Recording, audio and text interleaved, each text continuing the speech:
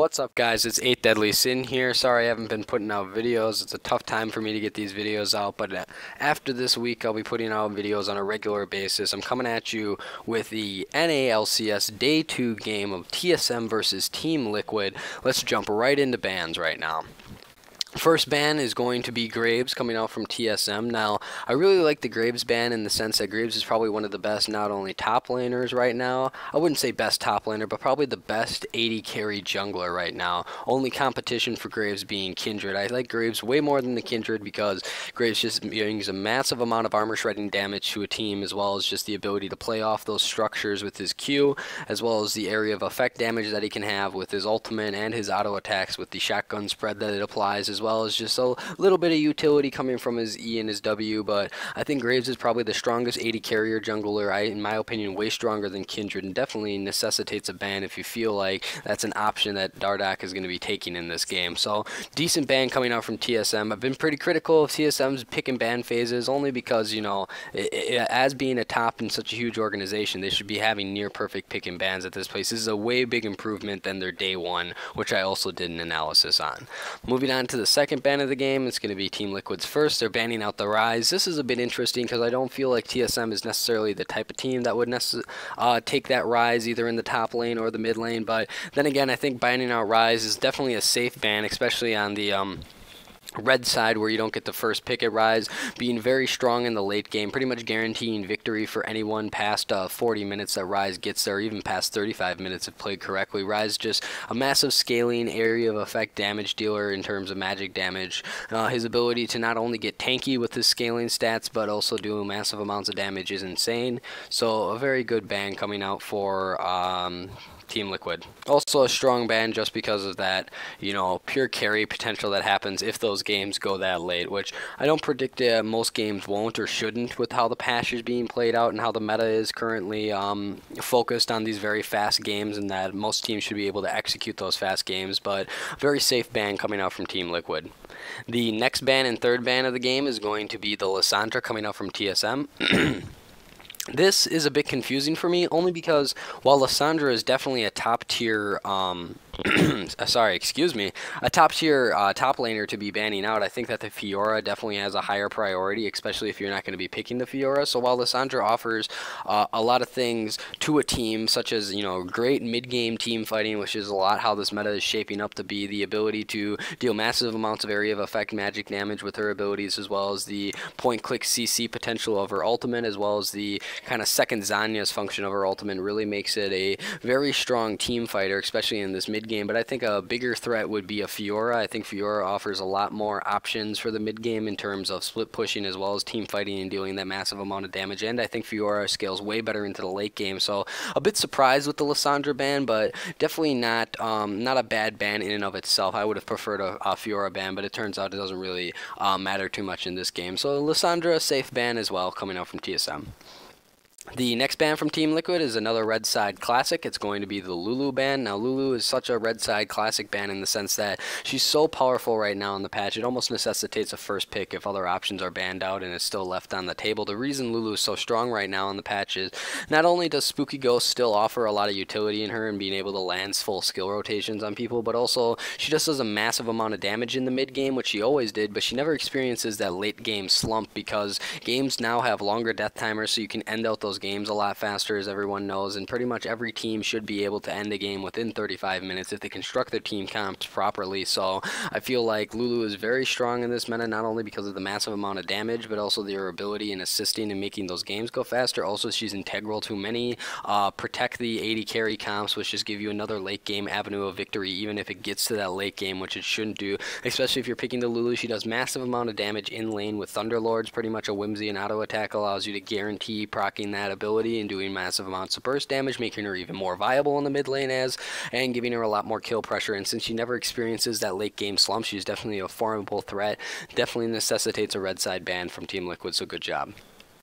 The last ban for TSM and 5th ban in this banning phase is going to be Kalista. Now, this is a bit surprising for me because if you're going to be planning to ban out an ADC, Kalista is definitely on the top 3 list, or at least top 4 list for top ADCs right now, but I'm really confused as to why they're banning out the Kalista when I think there's better options for them to ban out. And what I mean by that is I think that Corki and Lucian are way stronger than Kalista currently in the meta right now. While Kalista is still a very strong pick and definitely something formidable, especially in terms of team fighting, and the ability to kite.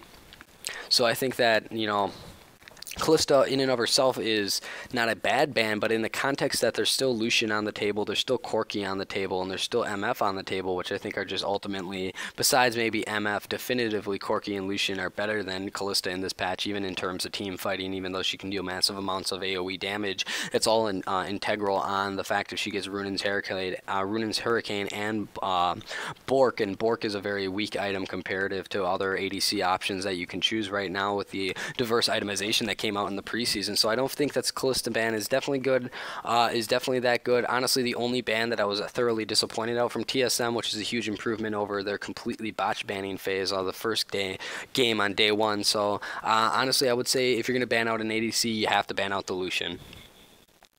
Now, moving on to the last ban from Team Liquid, and probably the most red side classic ban we've seen all season across all regions, is going to be that Gangplank. Gangplank just does a massive amount of area of effect damage with his barrels. That's all attack damage as well as armor penetration coming from the ability itself on top of the item, so he just does a massive amount of damage, and the ability to do even more damage with crits on the barrel and how that damage applies. The wave clear that the barrels bring is also very good, as well as the ability to not only prevent and zone off certain areas with barrels, and also have that insurance if a team fight does break out or they do get engaged on. Those barrels are a sign of a safety net to do massive amounts of damage to anyone who engages. Also, the ability of his global ult to initiate dives, and also mitigate enemy dives, especially if they're diving under tower. The slow effect of his ultimate does that, especially the massive amounts of pure damage that it can do if you get the death ball in the center, and also the ability to kind of secure kills from across the map with his ultimate makes him a very formidable opponent, as well as the ability to cleanse all those stuns with scurvy. So he's definitely very, very powerful. Necessitates a first pick if he's left open, but definitely necessitates a ban if you're on the red side. So good job, Team Liquid. Now, going into picks, the first pick is going to be for TSM. They're going to be picking up Tahm Kench, which is a flex pick at this point for both support and top, but at this, mostly anyone could infer that it's going to be going top lane because it's just so much better there, and that's going to be for Haunter in the end. It's going to be that Tahm Kench. Now, the reason I really like this pick coming out from TSM, a way better improvement over their day 1 performance in picks and ban, is just because Tahm Kench is just so good in the top lane, because he serves as a double frontliner in the sense that he has the gray health, which gives him 2 pretty much full bars of health, which makes him insane at soaking up damage and abilities, as well as just coupled with the stickiness that he has. And when I mean stickiness, his ability of once he gets on a target to stick on that target constantly and just deal massive amounts of I believe it is percentage health magic damage on the spit out factor of his Devourer. So essentially, if he gets 3 stacks on you either in lane or in a team fight, he can eat you up with the Devourer. It only gives him ability to position and take carries out of position, as well as set up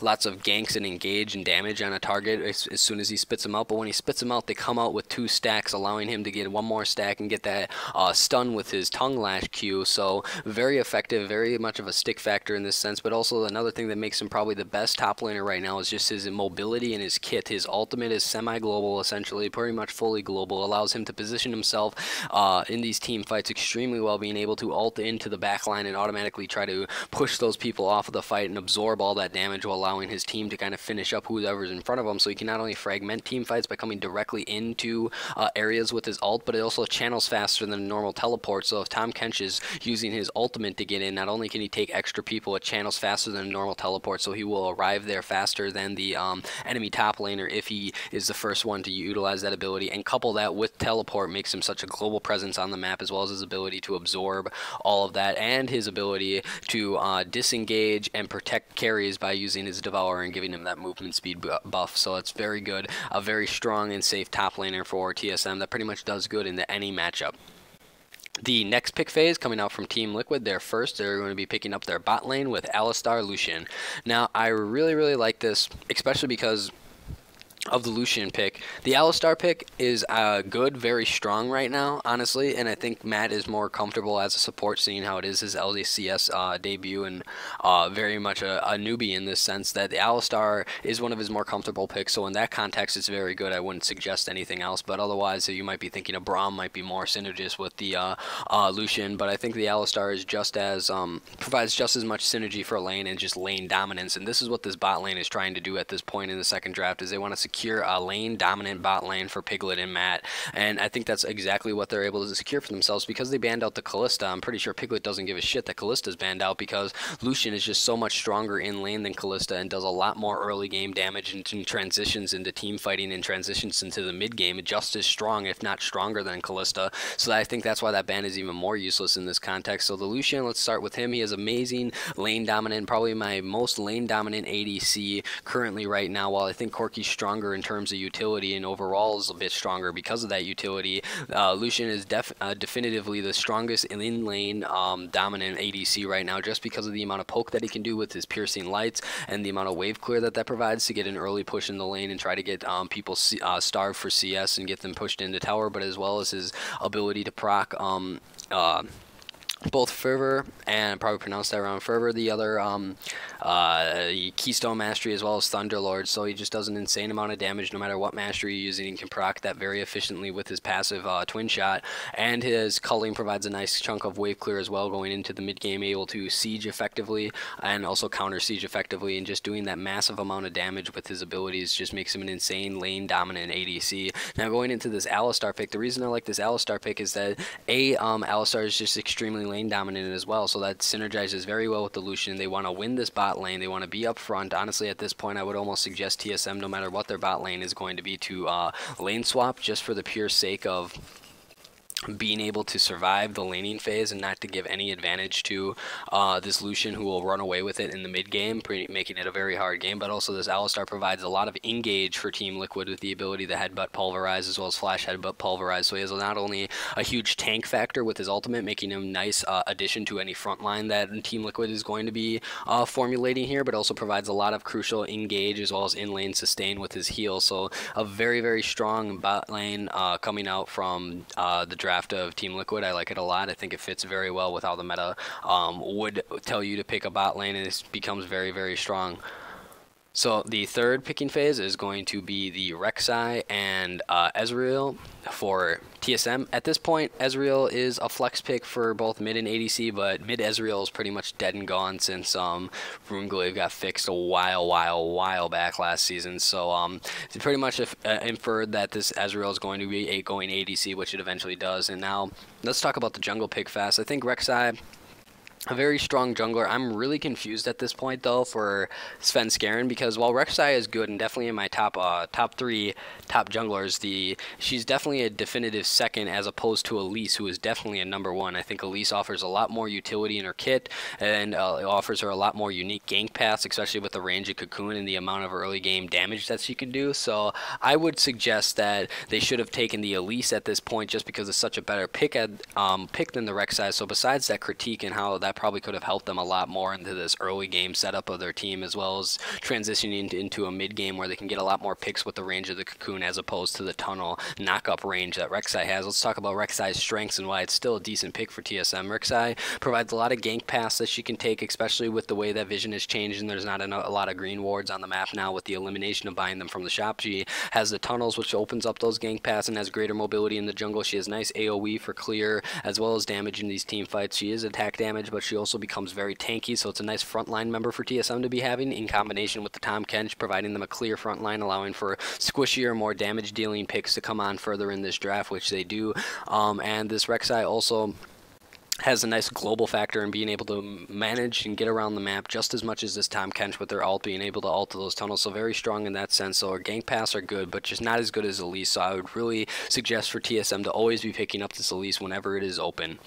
Now, the Ezreal pick is a bit more confusing for me, especially because it's going in ADC, going up against Lucian. Now, the reason I think this is a bit confusing, I would have picked more of a A Corki would have been my opinion on what to pick. I think Corki's a lot more stronger than Ezreal just in terms of damage and the ability to do damage without having to get these scaling items like tier and such, giving him a better mid-game power spike to be able to match the power of the Lucian. But let's talk about Ezreal's strengths in the context of that's what they actually picked instead of a Corki. I think Ezreal is very strong in kiting, which is going to be very effective, especially with an Alistar engage, but probably not that important. But also the Arcane Shift gives him a lot of mobility, matching the mobility that the Lucian's going to be having with his E as well. But I think the thing about Ezreal is, and what makes it a confusing pick, is because obviously you're going to be probably going blue build Ezreal, which is what Doublelift decides to go. So I mean, why go blue build Ezreal, especially when you don't know that a lot of their team is even kiteable? You're not going to be able to kite away an Alistar from a headbutting mid headbutt, because that's just point and click. So the only way you're going to have to be is slowing him down before that. But he's so item dependent on the ability for him to be even turn into a kiting machine, and before that he can get run down by pretty much anyone who has standard engage or hard engage like an Olaf or anything. So I think it's a very risky pick to be picking up this Ezreal. While it does a lot of damage, I don't think it's the strongest ADC pick that they should be picking up. It can maybe trade in lane it just as effectively as the Lucian, because he is independent of angles with as opposed to the piercing light of Lucian being dependent on the angle that you cast it at. Ezreal will be able to more efficiently poke through the minion waves with being able to land the skill shot of his Q. But I think that while Ezreal can do a lot of damage, it's a very risky pick. I much would have preferred Corki. I think it would have provided a lot more utility in the team fights rather than an Ezreal that's kind of built for kiting, but they really don't know what they're kiting yet of this Team Liquid, because none of their picks besides their bot lane has been exposed. So the fourth pick phase for Team Liquid is going to be the Gnar and Elise. Now, I kind of already said why Elise is good, so I'm not going to reiterate a lot of those points when I was talking about why Svenskeren should have picked Elise over Rek'Sai. But, you know, Elise, all the gank ability points that I made when I was talking about that still stand true. She does a massive amount of damage, especially with Thunderlords in the early game, making her one of the best early trading junglers in the game right now on 6.1, as well as the ability to counter jungle and gank really well with her Repel and Cocoon having such long range, especially with the lack of wards now. You're being able to pull off a lot more ganks that you wouldn't have been able to, so she's very, very strong. What really confuses me is this Gnar pick. Now, this Gnar pick was picked up yesterday, and not yesterday, but the day before this, on day 1 for Team Liquid. And if you watch that video again, I tell Loco Doku, he can come talk to me. You know, I make these YouTube videos, not a lot of people watch them, so I can understand the struggle. Well, why are you picking Gnar, bro? Gnar is absolute garbage, and especially on this patch. So, and the reason I really say that is you might be thinking, well, Gnar would be good up against a tank, and he's always really good against Maokai historically, so he would be just as good against Tahm Kench. Like, sure, he has a range advantage on Tahm Kench, but if Tahm Kench gets on him, he's going to be able to dominate him, while Gnar isn't really going to be able to do too much to escape if he gets devoured once, especially if his jump is on cooldown. But also, like, the Gnar is really bad, especially in the context that Fiora hasn't been banned. Like, Fiora hasn't been banned, and Fiora would be even better against Tahm Kench because of the pure damage she can do. She can just kite all circles around him and be able to do massive amounts of damage, chunking him out, either forcing him to back or just straight up killing him in lane, giving her even more dominance. I feel like this Gnar pick is really, really unjustified, because you really don't need a stronger front line for Team Liquid than the Alistar Elise, especially heading into the mid game where you're looking to be winning this game with a Lucian, Elise, and Alistar combo so far on the team comp, which is going to be very mid game focused, wanting to end this game before 35 minutes. So I feel like this Gnar is just an unnecessary, almost useless pick, because it doesn't provide much utility in the context of what they're going for. Sure, it might have a lot of zone control and the ability to, and when I mean zone control with his ultimate and having that threat of getting ulted in these close bottlenecks, but there's no reason that it's not reliable in the sense that you have to manage the Gnar bar to the perfect point. And I just think there's better team fighting top laners such as Fiora that would have been a way better choice for Lorlu in this context than the Gnar. Obviously, he must be very comfortable on the Gnar, but this kind of shows me that he isn't able to play those carry top laners like Fiora, and he doesn't even need to take Fiora in a carry sense, that she can just grab Titanic and get tanky rather than have to, you know, use this Gnar as kind of like this comfort pick that's ultimately useless. I think this is going to be one of the most ineffectual picks in the game, and it's probably going to be, you know, one of the reasons why Team Liquid can't actually end this game when they have such a huge lead, because they have failed in the ability to end out the mid game with this kind of lack of damage and almost useless presence of this Gnar, especially if he's not in Mega Gnar form. So let's go to the 5th picking phase, last one for TSM. It's going to be picking up the Syndra for Bjergsen and the Bard for Yellowstar. So let's first start on Bard. Now, Bard is a very weird pick in the sense that you need to be very skilled on Bard to be able to land these ultimates, because if you don't land the ultimates and can't land the Cosmic Bindings, you pretty much drafted a useless champion. Now, I have faith in Yellowstar, and Yellowstar displayed a decent ability in the game of his actual Bard skill, so it's definitely not a terrible choice. And the reason that he can choose such a squishy support lane, or support in the bot lane, is because that Haunter has Tom Kench, which is just super tanky, pretty much the presence of 2 tanks, and the Rek'Sai, which is still going to be getting Cinder Hulk and becoming extremely tanky, so that opens up the opportunity for a lot more squishier members, even in the bot lane. I like the Bard pick, especially if they're planning to go 2v2, because Bard against the melee support of Alistar is going to be extremely good. There's a buff on his Meep damage, meaning he does more magic damage and just does a lot more burst with those Meep powered auto attacks. His stun of Cosmic Binding does a lot of lane damage, and he can always restore his mana quickly by collecting the chimes around the map, which also gives him a roam presence, so he's going to be able to roam for the Syndra, roam for top lane possibly, and, you know, make some dank ganks with Svenskeren on the Rek'Sai, coupled with, you know, Magical Journey, especially if you kind of couple Magical Journey into a tunnel, into knockup, or even flash knockup, giving you a lot of more range on these ganks, and surprise, especially coupling a knockup into Cosmic Binding and setting up a lot of stuff. Also, the disengage / engage factor of the ultimate from Bard is insane. If it can be landed, it can be used to disengage dives and disengage team fights that have gone bad for you and save members, but it also can be used as an engage tool to catch people out of position, set up kills for your entire team. So I like the Bard. It's a very strong pick, but it really needs to show its worth, especially if they're planning to do this 2v2. So honestly, I would probably have suggested maybe more of like a Trundle or a Braum. Or Poppy. I think Braum would have been really effective because it would have been able to block the cocoons, block the Cullings and Piercing Lights coming out, and block the Gnar poke with the Q, and block a lot of Elise's ability. So I would have liked Braum in that sense. It doesn't synergize as well with the Ezreal, but neither does Bard. Bard only synergizes in the sense that it's going to be able to set up a lot of the Ezreal poke with the Cosmic Bindings if they land. So that kind of tells me that TSM was wanting to go into this 2v2 bot lane, where I think it would have been better for them to possibly lane swap and then just have Haunter kind of farm up and get tanky on the Tom Kench, especially at this point. Now let's talk about the Syndra pick. I really like the Syndra pick in the sense that it does a massive amount of damage with each spell rotation. Almost as good as LeBlanc, probably even a bit stronger than LeBlanc with the utility of her various abilities, even though she has low mobility. The reason that Syndra is so viable right now is because of the changes to Spooky Ghosts, and while they've been nerfed in 6.1, it still does a huge amount of slow, which allows her to set up her spell combo even more effectively, meaning that she's pretty much guaranteed a kill if she has 2 balls down, gets the Spooky Ghost slow, and is able to land the stun then, because that slow sets that up so perfectly. So she has the ability to set up her spell rotations, which deal massive amounts of damage when landed. So I think it's a very strong pick. She also has a nice amount of disengage, so if Elise lands a cocoon and jumps on somebody, the ability to push that Elise away. The same going with the headbutt from Alistar. A well-timed Syndra E can be able to block a incoming Alistar headbutt if it is caught at the right moment, which I'm sure Bjergsen is mechanically gifted enough to do. So very strong.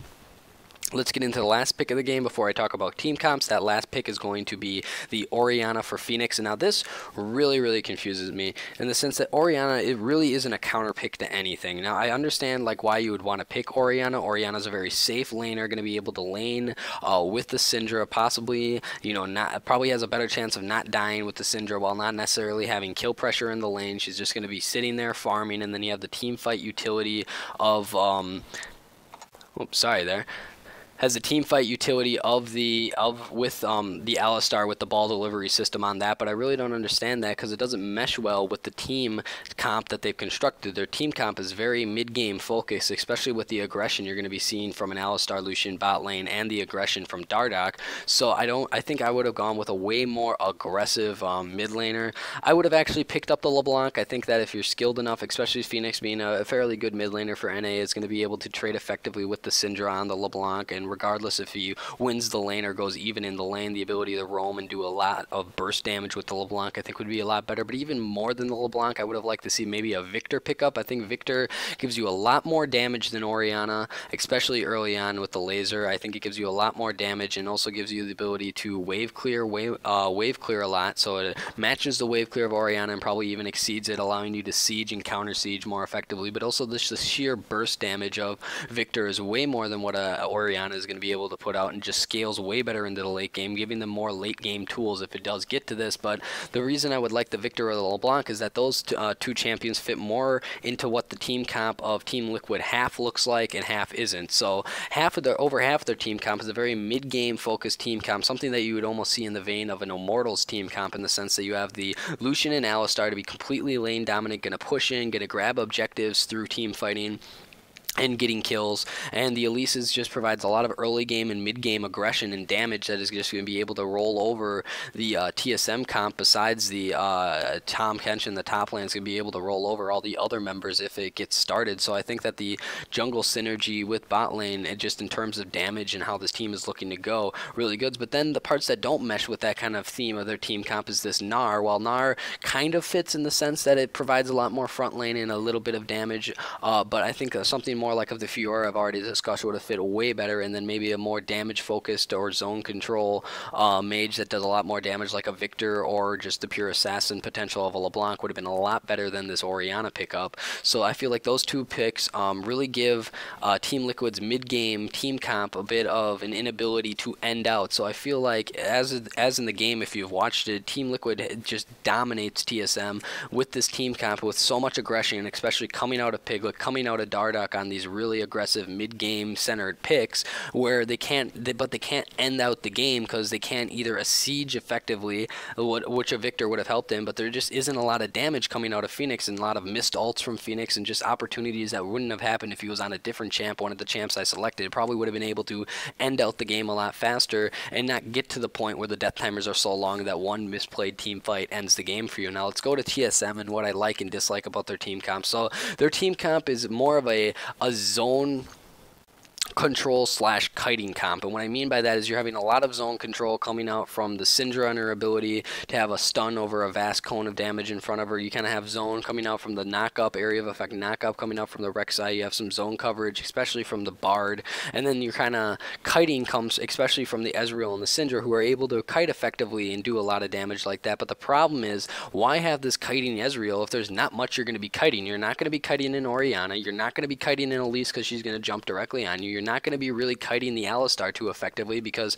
as soon as you're kiting him, he can just turn around, headbutt, pulverize, which we do see happen in this game. You're not going to be kiting the Lucian because he's just going to be right on your face immediately with the E and going to be damaging you, and you might be kiting the Gnar, but at that point the Gnar is pretty much useless and not going to be able to get close enough to you to deal that damage anyways, because he doesn't deal a lot of damage. That's kind of why I would have liked to see a Corki who has a lot more to offer in terms of utility and damage in the mid game, which would have helped TSM get more of an advantage and foothold in this game. But the Ezreal still does a massive amount of damage, so it's not a terrible mistake that they made in Champion Select. I think the Tahm Kench provides them with enough kind of mid-game security in terms of frontline, as well as the Rek'Sai, meaning if they get these team fights and TL blows all their cooldowns, TSM is going to be able to effectively bounce back and do this. I think the zone control from the Bard kind of half and negates some of the engage factors of Team Liquid, which is kind of what you see that Bard ult being misused with throughout the game, which kind of makes it frustrating for TSM, but also kind of points to how they win the game at the end because of the kiting potential. And then once they win one engage, they could be able to take a lot of these objectives, even though they don't have a strong turret taker, just because of how the turrets have lost a lot of armor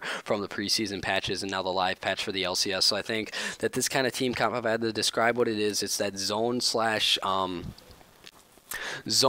kite comp that really isn't looking to create picks because it can't unless it's an odd Syndra stun, and then you have just the classic frontline. So it's a very odd comp in the sense that they could have framed it more to be a mid-game zone comp that would have been able to effectively duel and skirmish with this Team Liquid, giving them a lot more early and mid-game advantages where they would have had a lot more success as opposed to how they actually acted in the game. But it has enough damage coupled with the Ezreal, the Bard, and the Syndra, as well as just enough tankiness and utility coming out from the Tahm Kench that it does give them avenues to win this game. If I had to give anyone a slight advantage, obviously I've watched the game, so maybe this is be a bit biased, but I think that pure damage-wise, I would give the advantage to TSM. I think they do a lot more damage than this, and they have a lot more damage factor, but I think Team Liquid has a better skirmish potential, pick potential, especially in the early to mid game, which is why why they're able to get that big of an advantage in the early game, mid game, because they just have, and while they might not have the